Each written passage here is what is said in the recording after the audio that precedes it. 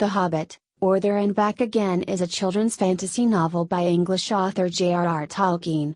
It was published on September 21, 1937 to wide critical acclaim, being nominated for the Carnegie Medal and awarded a prize from the New York Herald Tribune for Best Juvenile Fiction.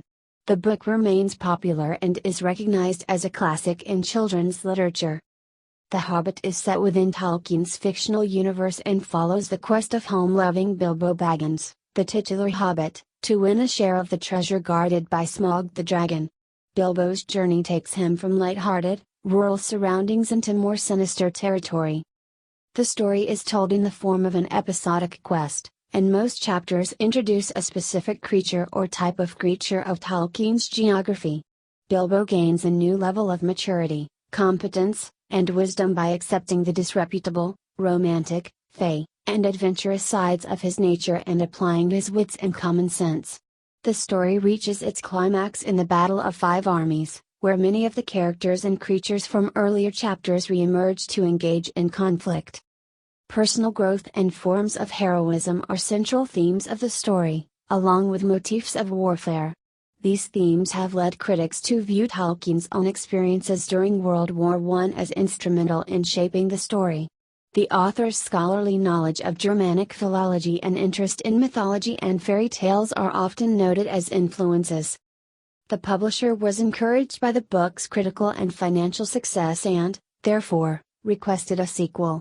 As Tolkien's work progressed on the successor The Lord of the Rings, he made retrospective accommodations for it in The Hobbit. These few but significant changes were integrated into the second edition. Further editions followed with minor emendations, including those reflecting Tolkien's changing concept of the world into which Bilbo stumbled. The work has never been out of print. Its ongoing legacy encompasses many adaptations for stage, screen, radio, board games, and video games. Several of these adaptations have received critical recognition on their own merits. Characters. Bilbo Baggins, the titular protagonist, is a respectable, reserved hobbit. During his adventure, Bilbo often refers to the contents of his larder at home and wishes he had more food. Until he finds a magic ring, he is more baggage than help. Gandalf, an itinerant wizard, introduces Bilbo to a company of 13 dwarves. During the journey the wizard disappears on side errands dimly hinted at, only to appear again at key moments in the story. Threnokenshield, the proud, pompous head of the company of dwarves and heir to the destroyed dwarvish kingdom under the Lonely Mountain, makes many mistakes in his leadership, relying on Gandalf and Bilbo to get him out of trouble, but proves himself a mighty warrior. Smaug is a dragon who long ago pillaged the dwarvish kingdom of Thrin's grandfather and sleeps upon the vast treasure. The plot involves a host of other characters of varying importance, such as the 12 other dwarves of the company, 2 types of elves, both puckish and more serious warrior types, men, man-eating trolls, boulder-throwing giants, evil cave-dwelling goblins, forest-dwelling giant spiders who can speak, immense and heroic eagles who also speak, evil wolves, or wargs, who are allied with the goblins, Elrond the sage, Gollum, a strange creature inhabiting an underground lake, Beorn, a man who can assume bear form, and Bard the bowman, a grim but honorable archer of Lake Town. Plot. Gandalf tricks Bilbo Baggins into hosting a party for Threnokenshield and his band of dwarves, who sing of reclaiming the Lonely Mountain and its vast treasure from the dragon Smaug. When the music ends, Gandalf unveils Thur's map showing a secret door into the mountain and proposes that the dumbfounded Bilbo serve as the expedition's burglar. The dwarves ridicule the idea, but Bilbo, indignant, joins despite himself. The group travels into the wild, where Gandalf saves the company from trolls and leads them to Rivendell, where Elrond reveals more secrets from the map. When they attempt to cross the misty mountains they are caught by goblins and driven deep underground. Although Gandalf rescues them, Bilbo gets separated from the others as they flee the goblins. Lost in the goblin tunnels, he stumbles across a mysterious ring and then encounters Gollum, who engages him in a game of riddles. As a reward for solving all riddles Gollum will show him the path out of the tunnels, but if Bilbo fails, his life will be forfeit. With the help of the ring, which confers invisibility, Bilbo escapes and rejoins the dwarves, improving his reputation with them. The goblins and wargs give chase, but the company are saved by eagles before resting in the house of Baarn. The company enters the Black Forest of Mirkwood without Gandalf. In Mirkwood, Bilbo first saves the dwarves from giant spiders and then from the dungeons of the wood elves.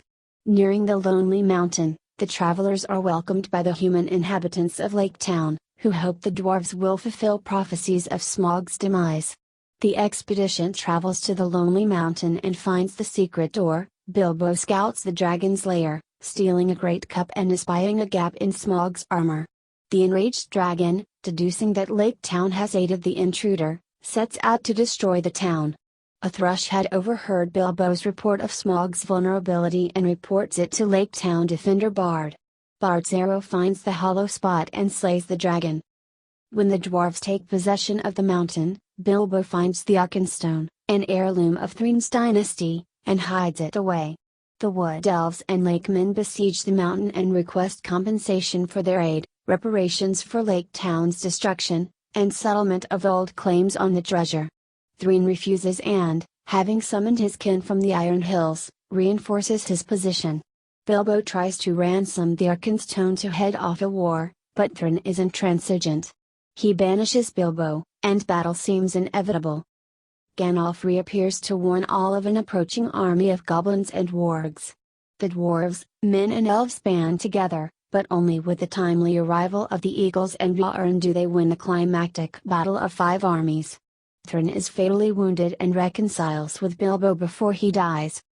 Bilbo accepts only a small portion of his share of the treasure, having no want or need for more, but still returns home a very wealthy hobbit roughly a year and a month after he left.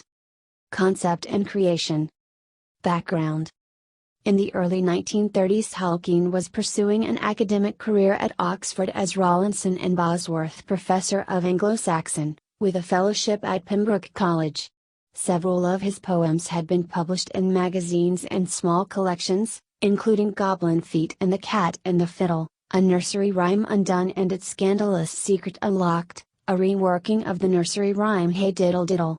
His creative endeavors at this time also included letters from Father Christmas to his children, illustrated manuscripts that featured warring gnomes and goblins, and a helpful polar bear, alongside the creation of elven languages and an attendant mythology, including the Book of Lost Tales, which he had been creating since 1917.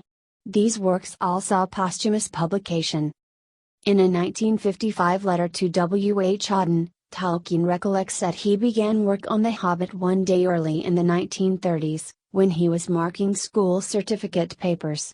He found a blank page. Suddenly inspired, he wrote the words, "In a hole in the ground there lived a hobbit." By late 1932 he had finished the story and then lent the manuscript to several friends, including C.S. Lewis and a student of Tolkien's named Elaine Griffiths. In 1936, when Griffiths was visited in Oxford by Susan Dagnall, a staff member of the publisher George Allen and Unwin, she is reported to have either lent Dagnall the book or suggested she borrow it from Tolkien. In any event, Dagnall was impressed by it, and showed the book to Stanley Unwin, who then asked his 10-year-old son Rayner to review it. Rayner's favorable comments settled Allen and Unwin's decision to publish Tolkien's book. Setting. The setting of The Hobbit, as described on its original dust jacket, is ancient time between the age of fairy and the dominion of men in an unnamed fantasy world. The world is shown on the end paper map as Western lands westward and Wilderland as the east. Originally this world was self-contained, but as Tolkien began work on The Lord of the Rings, he decided these stories could fit into the legendarium he had been working on privately for decades. The Hobbit and The Lord of the Rings became the end of the Third Age of Middle-earth within Arda. Eventually those tales of the earlier periods became published as the Silmarillion and other posthumous works. Influences. One of the greatest influences on Tolkien was the 19th century arts and crafts polymath William Morris. Tolkien wished to imitate Morris's prose and poetry romances, following the general style and approach of the work. The desolation of Smaug as portraying dragons as detrimental to landscape, has been noted as an explicit motif borrowed from Morris. Tolkien wrote also of being impressed as a boy by Samuel Rutherford Crockett's historical novel The Black Douglas and of basing the necromancer, Sauron, on its villain, Gilles de Retz. Incidents in both The Hobbit and Lord of the Rings are similar in narrative and style to the novel, and its overall style and imagery have been suggested as having had an influence on Tolkien. Tolkien's portrayal of goblins in The Hobbit was particularly influenced by George MacDonald's The Princess and the Goblin.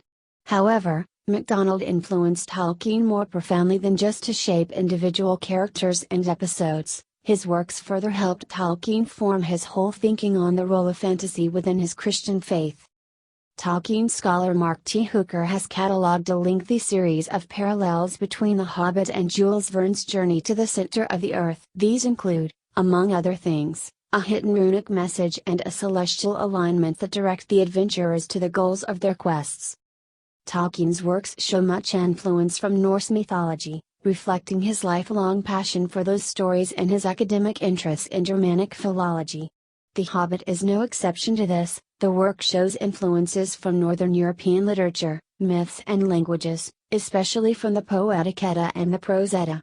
Examples include the names of characters, such as Fili, Kili, Oin, Gloin, Bifur, Boffer, Bomber, Dori, Nori, Dwellin, Balin, Dane, Nain, Thruno Kencheld and Gandalf, deriving from the Old Norse names Fili, Kili, Oin, Gloi, Bivor, Bavor, Bomber, Dori, Nori, Dwellin, Blaine, Dane, Nain, Thrunik and Skjaldi and Gandalf. But while their names are from Old Norse, the characters of the dwarves are more directly taken from fairy tales such as Snow White and Rose Red as collected by the Brothers Grimm. The latter tale may also have influenced the character of Bjorn. Tolkien's use of descriptive names such as Misty Mountains and Bagend echoes the names used in Old Norse sagas. The names of the dwarf-friendly ravens, such as Roke, are derived from Old Norse words for raven and rook, but their peaceful characters are unlike the typical carrion birds from Old Norse and Old English literature.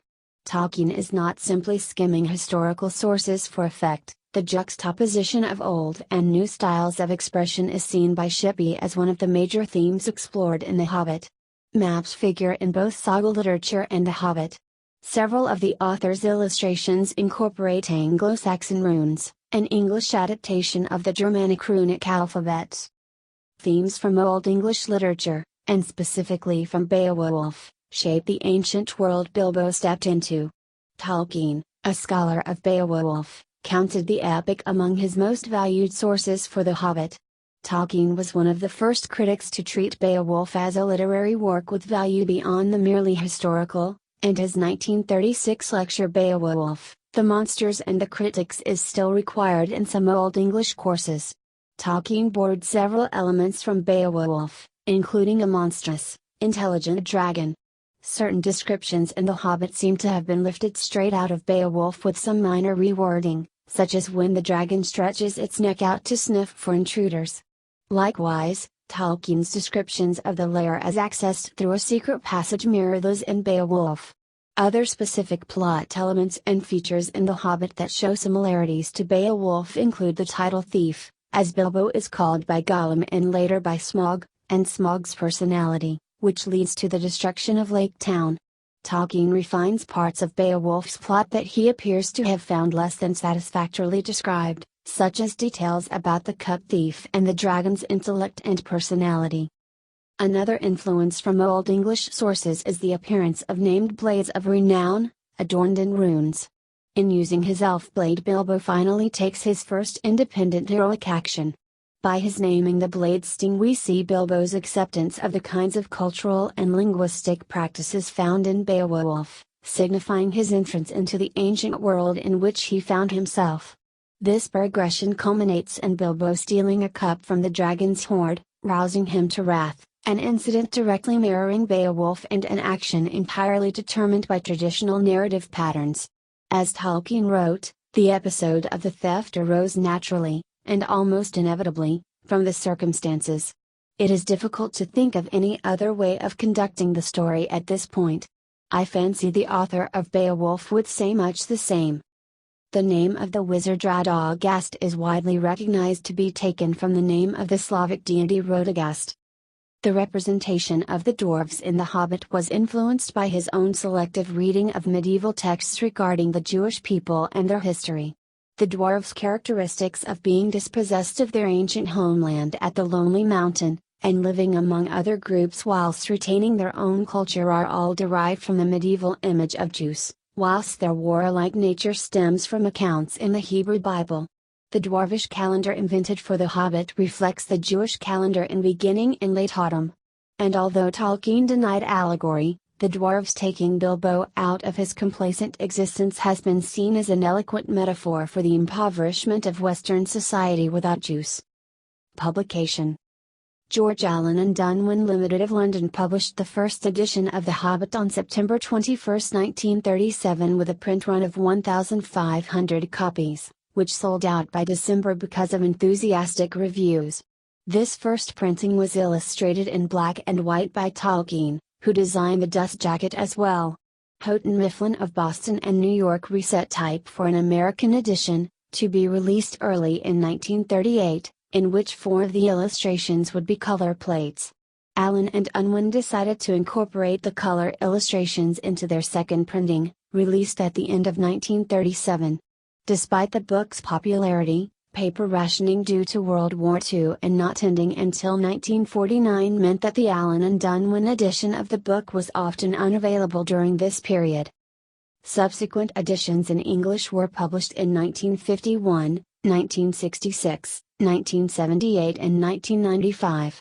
Numerous English-language editions of The Hobbit have been produced by several publishers. In addition, The Hobbit has been translated into over 40 languages, with more than one published version for some languages. Revisions. In December 1937, The Hobbit's publisher, Stanley Unwin, asked Tolkien for a sequel. In response, Tolkien provided drafts for the Silmarillion, but the editors rejected them, believing that the public wanted more about hobbits. Tolkien subsequently began work on the new Hobbit, which would eventually become The Lord of the Rings, a course that would not only change the context of the original story, but lead to substantial changes to the character of Gollum. In the first edition of The Hobbit, Gollum willingly bets his magic ring on the outcome of the riddle game, and he and Bilbo part amicably. In the second edition edits, to reflect the new concept of the One Ring and its corrupting abilities, Tolkien made Gollum more regressive towards Bilbo and distraught at losing the ring. The encounter ends with Gollum's curse: "Thief! Thief, thief, Baggins! We hates it, we hates it, we hates it forever." This presages Gollum's portrayal in The Lord of the Rings. Tolkien sent this revised version of the chapter Riddles in the Dark to Unwin as an example of the kinds of changes needed to bring the book into conformity with The Lord of the Rings, but he heard nothing back for years. When he was sent galley proofs of a new edition, Tolkien was surprised to find the sample text had been incorporated. In The Lord of the Rings, the original version of the riddle game is explained as a lie made up by Bilbo under the harmful influence of the ring, whereas the revised version contains the true account. The revised text became the second edition, published in 1951 in both the UK and the US. Tolkien began a new version in 1960, attempting to adjust the tone of The Hobbit to its sequel. He abandoned the new revision at Chapter 3 after he received criticism that it just wasn't The Hobbit, implying it had lost much of its light-hearted tone and quick pace. After an unauthorized paperback edition of The Lord of the Rings appeared from Ace Books in 1965, Houghton Mifflin and Ballantine asked Tolkien to refresh the text of The Hobbit to renew the U.S. copyright. This text became the 1966 third edition. Tolkien took the opportunity to align the narrative even more closely to The Lord of the Rings and to cosmological developments from his still unpublished Silmarillion as it stood at that time.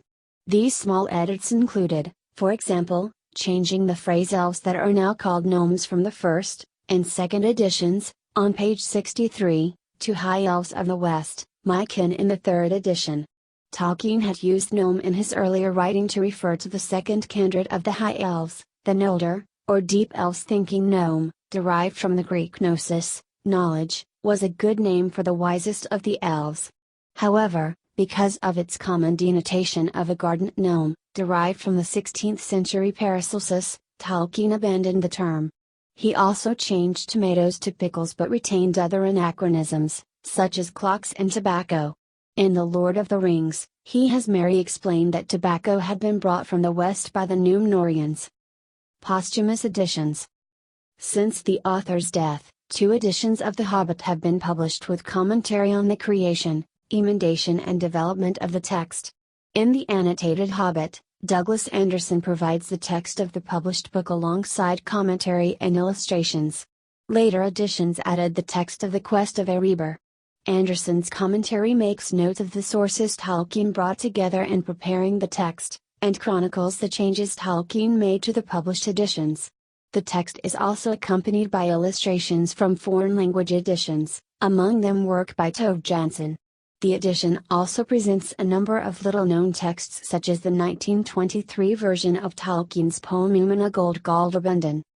With the History of the Hobbit, published in 2 parts in 2007, John D. Ratliff provides the full text of the earliest and intermediary drafts of the book, alongside commentary that shows relationships to Tolkien's scholarly and creative works, both contemporary and later. Ratliff provides the abandoned 1960s retelling and previously unpublished illustrations by Tolkien. The book separates commentary from Tolkien's text, allowing the reader to read the original drafts as self-contained stories. Illustration and design. Tolkien's correspondence and publishers' records show that he was involved in the design and illustration of the entire book. All elements were the subject of considerable correspondence and fussing over by Tolkien.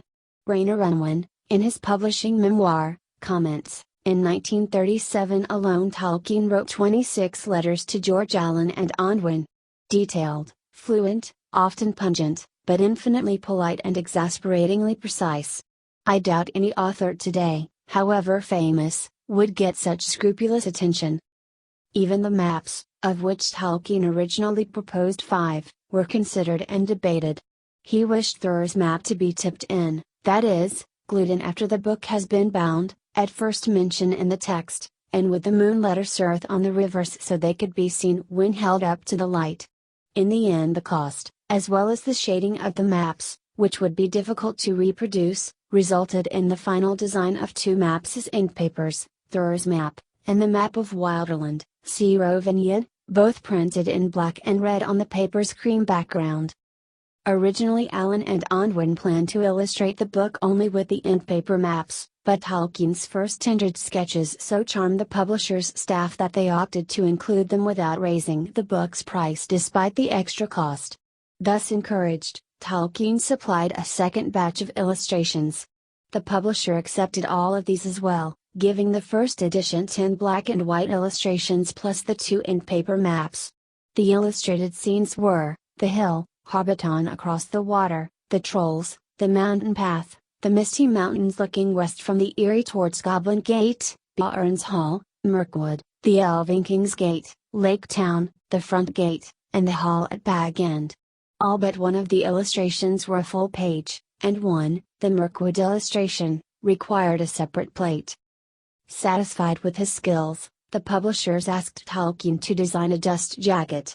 This project, too, became the subject of many iterations and much correspondence, with Tolkien always writing disparagingly of his own ability to draw. The runic inscription around the edges of the illustration are a phonetic transliteration of English, giving the title of the book and details of the author and publisher. The original jacket design contained several shades of various colors, but Tolkien redrew it several times using fewer colors each time. His final design consisted of 4 colors. The publishers, mindful of the cost, removed the red from the sun to end up with only black, blue, and green ink on white stock. The publisher's production staff designed a binding, but Tolkien objected to several elements. Through several iterations, the final design ended up as mostly the author's. The spine shows runes, 2 Thorn, Thrain and Thur, runes and 1D, door. The front and back covers were mirror images of each other, with an elongated dragon characteristic of Tolkien's style stamped along the lower edge, and with a sketch of the Misty Mountains stamped along the upper edge. Once illustrations were approved for the book, Tolkien proposed color plates as well. The publisher would not relent on this, so Tolkien pinned his hopes on the American edition to be published about 6 months later.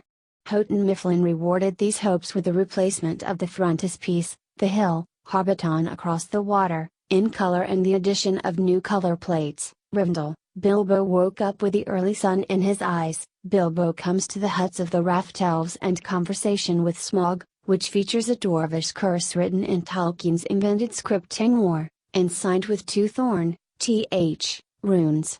The additional illustrations proved so appealing that George Allen and Unwin adopted the color plates as well for their second printing, with exception of Bilbo woke up with the early sun in his eyes. Different editions have been illustrated in diverse ways. Many follow the original scheme at least loosely, but many others are illustrated by other artists, especially the many translated editions.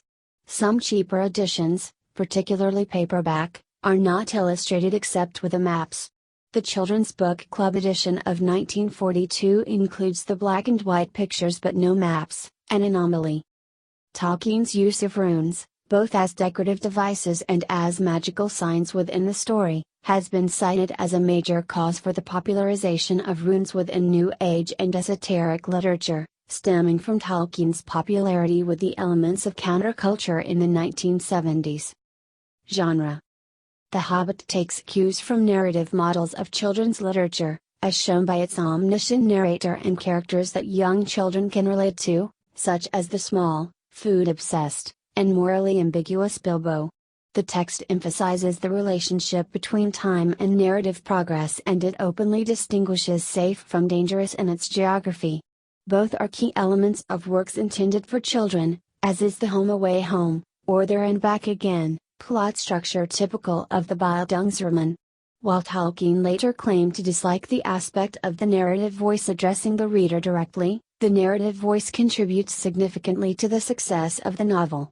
Emma O'Sullivan, in her comparative children's literature, notes The Hobbit as one of a handful of children's books that have been accepted into mainstream literature, alongside Jostein Gaarder's Sophie's World, 1991, and J.K. Rowling's Harry Potter series, 1997 to 2007. Tolkien intended The Hobbit as a fairy story and wrote it in a tone suited to addressing children, although he said later that the book was not specifically written for children but had rather been created out of his interest in mythology and legend. Many of the initial reviews refer to the work as a fairy story. However, according to Jack Sipes writing in the Oxford Companion to Fairy Tales, Bilbo is an atypical character for a fairy tale. The work is much longer than Tolkien's ideal proposed in his essay on fairy stories. Many fairy tale motifs, such as the repetition of similar events seen in the dwarves' arrival at Bilbo's and Arwen's homes, and folklore themes, such as trolls turning to stone, are to be found in the story. The book is popularly called, and often marketed as, a fantasy novel, but like Peter Pan and Wendy by J.M. Barrie and The Princess and the Goblin by George MacDonald, both of which influenced Tolkien and contain fantasy elements, it is primarily identified as being children's literature. The two genres are not mutually exclusive, so some definitions of high fantasy include works for children by authors such as L. Frank Baum and Lloyd Alexander alongside the works of Gene Wolfe and Jonathan Swift, which are more often considered adult literature. The Hobbit has been called the most popular of all 20th century fantasies written for children. Jane Chance, however, considers the book to be a children's novel only in the sense that it appeals to the child in an adult reader.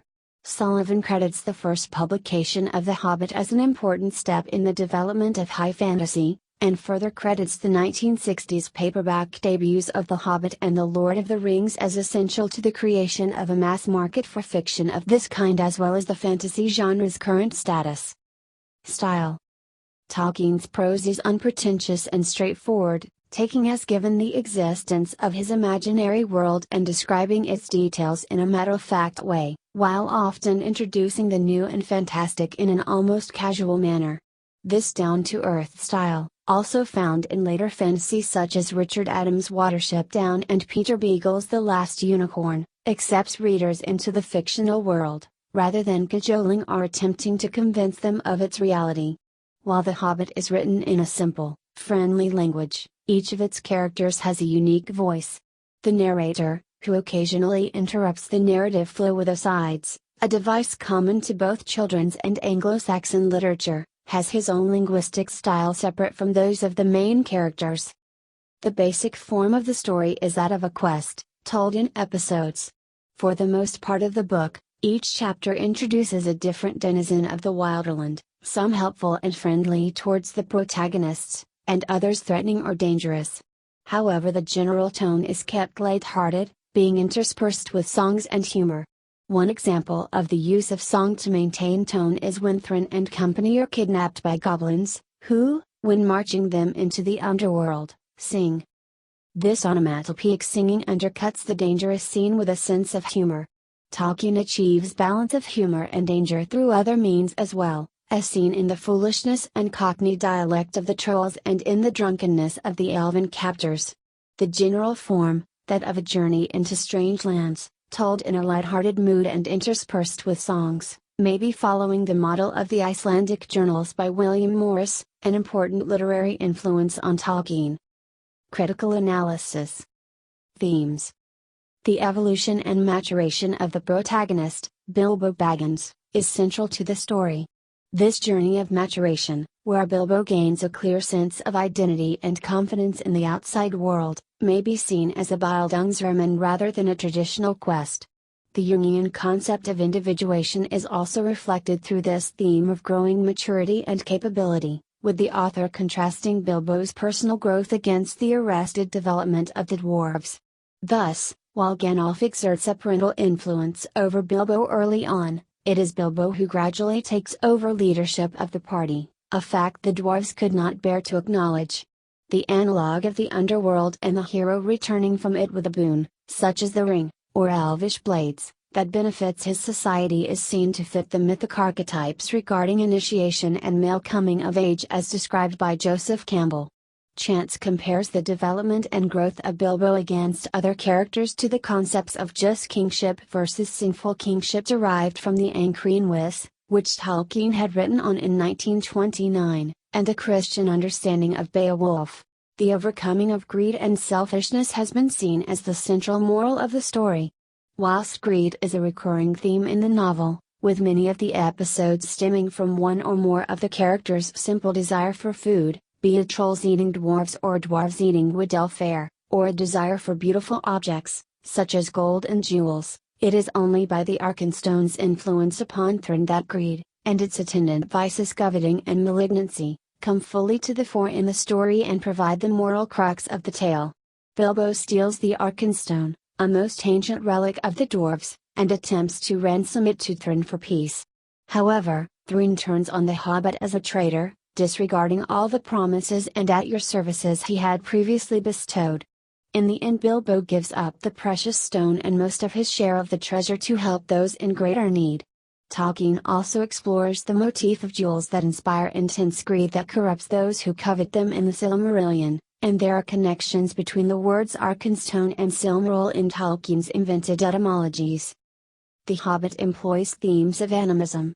An important concept in anthropology and child development, animism is the idea that all things, including inanimate objects and natural events, such as storms or purses, as well as living things like animals and plants, possess human-like intelligence. John D. Ratliff calls this the Dr. Dolittle theme in the history of The Hobbit, and cites the multitude of talking animals as indicative of this theme. These talking creatures include ravens, a thrush, spiders and the dragon Smaug, alongside the anthropomorphic goblins and elves. Patrick Curry notes that animism is also found in Tolkien's other works, and mentions the roots of mountains and feet of trees in The Hobbit as a linguistic shifting in level from the inanimate to animate. Tolkien saw the idea of animism as closely linked to the emergence of human language and myth. The first men to talk of trees and stars saw things very differently. To them, the world was alive with mythological beings. To them the whole of creation was myth-woven and elf-patterned. Interpretation. As in plot and setting, Tolkien brings his literary theories to bear informing characters and their interactions. He portrays Bilbo as a modern anachronism exploring an essentially antique world. Bilbo is able to negotiate and interact within this antique world because language and tradition make connections between the two worlds.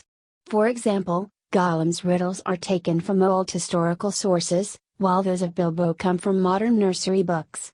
It is the form of the riddle game, familiar to both, which allows Gollum and Bilbo to engage each other, rather than the content of the riddles themselves.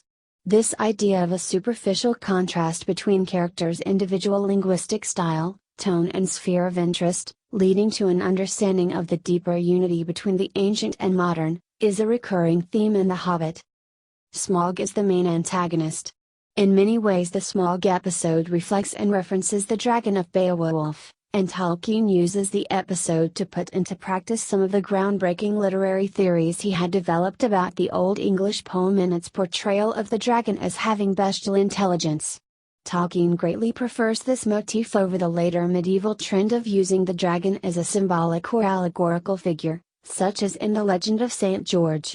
Smaug the dragon with his golden hoard may be seen as an example of the traditional relationship between evil and metallurgy as collated in the depiction of Pandemonium with its belched fire and rolling smoke in Milton's Paradise Lost.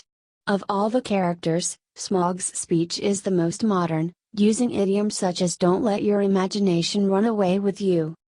Just as Tolkien's literary theories have been seen to influence the tale, so have Tolkien's experiences. The Hobbit may be read as Tolkien's parable of World War I, with the hero being plucked from his rural home and thrown into a far-off war where traditional types of heroism are shown to be futile. The tale as such explores the theme of heroism. As Janet Crofts notes, Tolkien's literary reaction to war at this time differed from most post-war writers by eschewing irony as a method for distancing events and instead using mythology to mediate his experiences. Similarities to the works of other writers who faced the Great War are seen in The Hobbit, including portraying warfare as anti-pastoral, in the desolation of Smaug, both the area under the influence of Smaug before his demise and the setting for the Battle of Five Armies later are described as barren, damaged landscapes.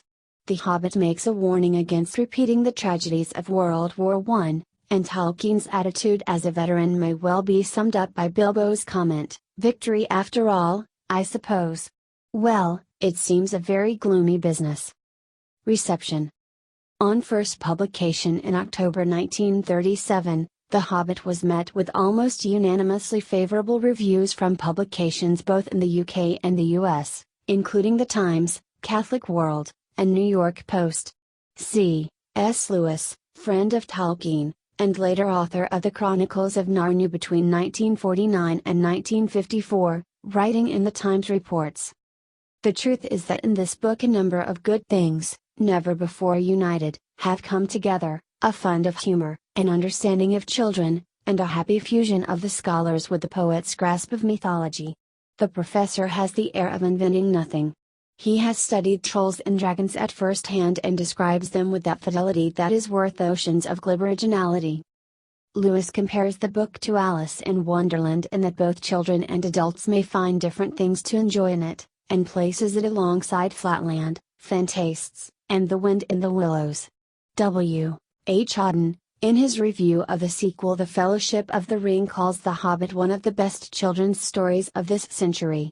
Auden was later to correspond with Tolkien, and they became friends.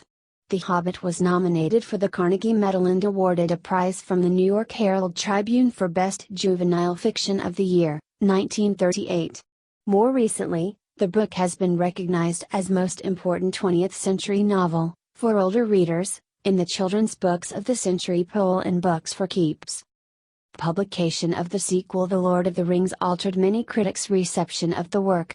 Instead of approaching The Hobbit as a children's book in its own right, critics such as Randall Helms picked up on the idea of The Hobbit as being a prelude, relegating the story to a dry run for the later work.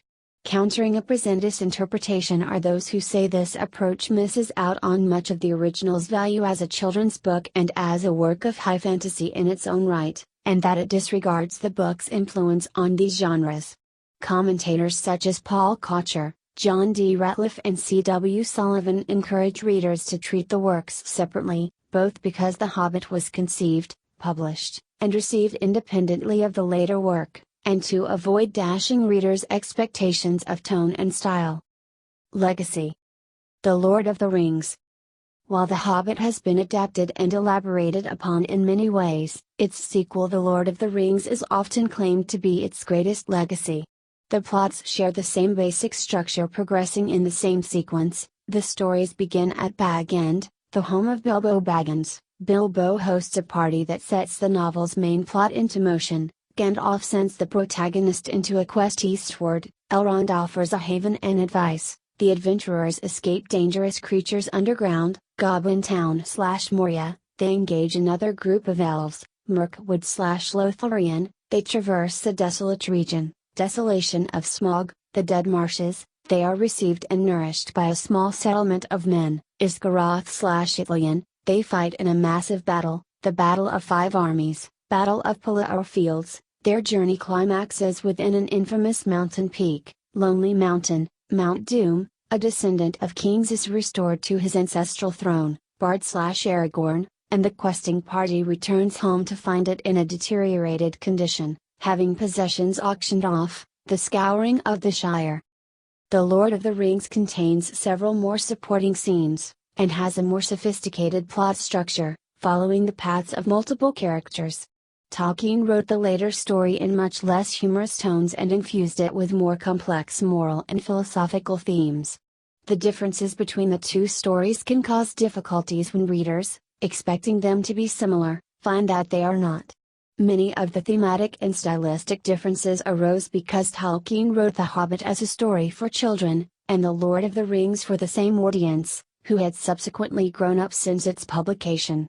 Further, Tolkien's concept of Middle-earth was to continually change and slowly evolve throughout his life and writings. In education, the style and themes of the book have been seen to help stretch young readers' literacy skills, preparing them to approach the works of Dickens and Shakespeare. By contrast, offering advanced younger readers modern teenage-oriented fiction may not exercise their reading skills, while the material may contain themes more suited to adolescents. As one of several books that have been recommended for 11 to 14-year-old boys to encourage literacy in that demographic, The Hobbit is promoted as the original and still the best fantasy ever written. Several teaching guides and books of study notes have been published to help teachers and students gain the most from the book. The Hobbit introduces literary concepts, notably allegory, to young readers, as the work has been seen to have allegorical aspects reflecting the life and times of the author. Meanwhile, the author himself rejected an allegorical reading of his work. This tension can help introduce readers to readerly and writerly interpretations, to tenets of new criticism, and critical tools from Freudian analysis, such as sublimation, in approaching literary works. Another approach to critique taken in the classroom has been to propose the insignificance of female characters in the story as sexist. While Bilbo may be seen as a literary symbol of small folk of any gender, a gender-conscious approach can help students establish notions of a socially symbolic text where meaning is generated by tendentious readings of a given work. By this interpretation, it is ironic that the first authorized adaptation was a stage production in a girls' school. Adaptations. The first authorized adaptation of The Hobbit appeared in March 1953. A stage production by St. Margaret's School, Edinburgh. The Hobbit has since been adapted for other media many times. The first motion picture adaptation of The Hobbit, a 12-minute film of cartoon stills, was commissioned from Gene Deitch by William L. Snyder in 1966, as related by Deitch himself. This film was publicly screened in New York City.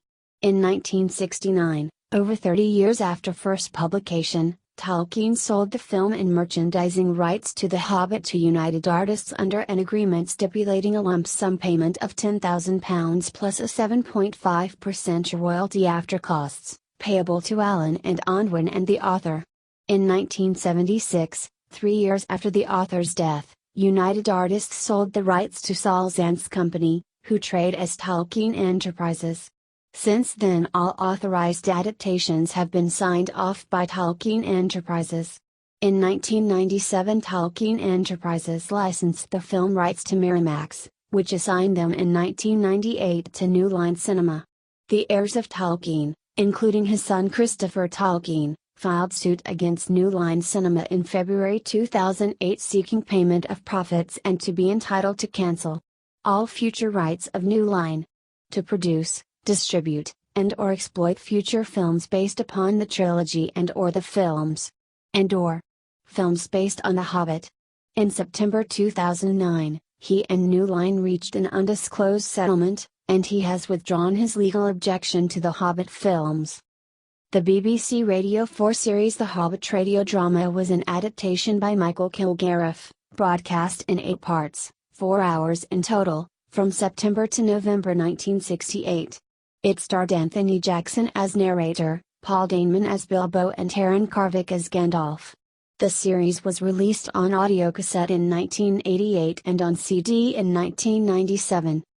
The Hobbit, an animated version of the story produced by Rankin Bass, debuted as a television movie in the United States in 1977. In 1978, Romeo Miller won a Peabody Award for his teleplay for The Hobbit. The film was also nominated for the Hugo Award for Best Dramatic Presentation, but lost to Star Wars. The adaptation has been called execrable and confusing for those not already familiar with the plot. A children's opera was written and premiered in 2004. Composer and librettist Dean Bury was commissioned by the Canadian Children's Opera Chorus, who produced the premiere in Toronto, Ontario, and subsequently toured it to the Maritime provinces the same year. The opera has since been produced several times in North America, including in Tulsa, Sarasota, and Toronto. In Decembers of 2012, 2013, and 2014, Metro-Goldwyn-Mayer and New Line Cinema released one part each of a 3-part live-action film version produced and directed by Peter Jackson. The titles were The Hobbit, An Unexpected Journey, The Hobbit, The Desolation of Smaug, and The Hobbit, The Battle of the Five Armies. A 3-part comic book adaptation with script by Chuck Dixon and Sean Deming and illustrated by David Wenzel was published by Eclipse Comics in 1989. In 1990 a 1-volume edition was released by Unwin Paperbacks. The cover was artwork by the original illustrator David Wenzel. A reprint collected in 1 volume was released by Del Rey Books in 2001. Its cover, illustrated by Donato Giancola, was awarded the Association of Science Fiction Artists Award for Best Cover Illustration in 2002. In 1999, The Hobbit, a 3D pop-up adventure was published, with illustrations by John Howe and paper engineering by Andrew Barron. Me Games Limited, formerly Middle-earth Play by Mail, which has won several Origins Awards, uses the Battle of Five Armies as an introductory scenario to the full game and includes characters and armies from the book.